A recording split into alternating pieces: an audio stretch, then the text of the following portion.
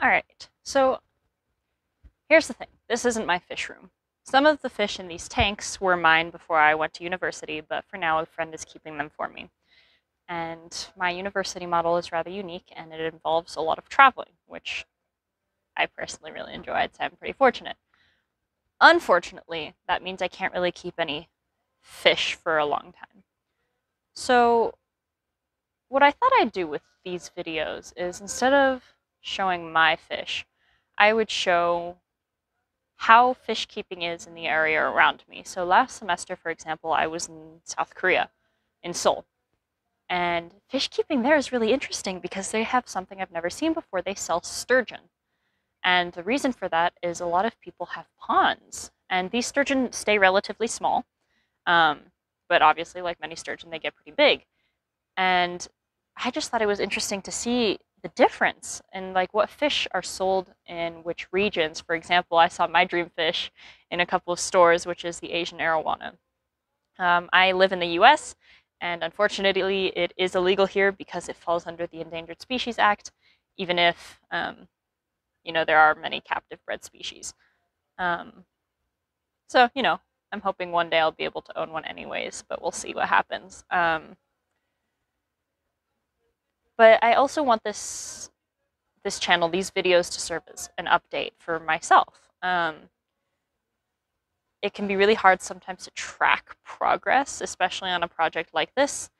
And what I decided to do is to do these like little videos. They're short.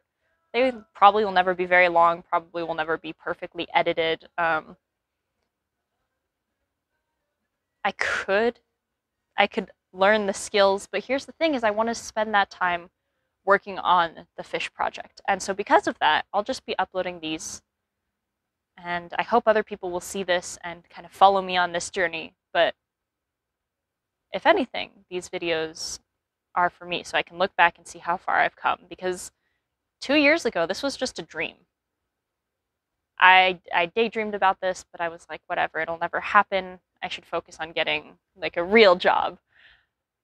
And that might be true, but now I've been able to talk with various government officials. I've been able to go in all sorts of different countries, and I've done all sorts of research. I've learned how to code for this project, and I'm not a coder. But this whole thing means a lot to me. Yeah, so that's where I am right now. Um, since I just started this channel, I'll probably be making a bunch of these short videos trying to get everybody else up to speed with where I am. But also, it'll help me just consolidate my thoughts, like put it all together, see what's happening, why, when, how. Like I know my next step now is going to be starting a business plan, having a business model so I can not only get loans, but also prove to the organizations from which I'm applying for grants for that this is a real project, this is a valid project. And they say a lot of grants say we will give up to this amount for each species, or like for one species, just tell us which species your project will be working on. And the good news is that this project will be working on a lot of them, as many as I can get my hands on. So instead of having a set amount of money for one species, it's a set amount of money for dozens.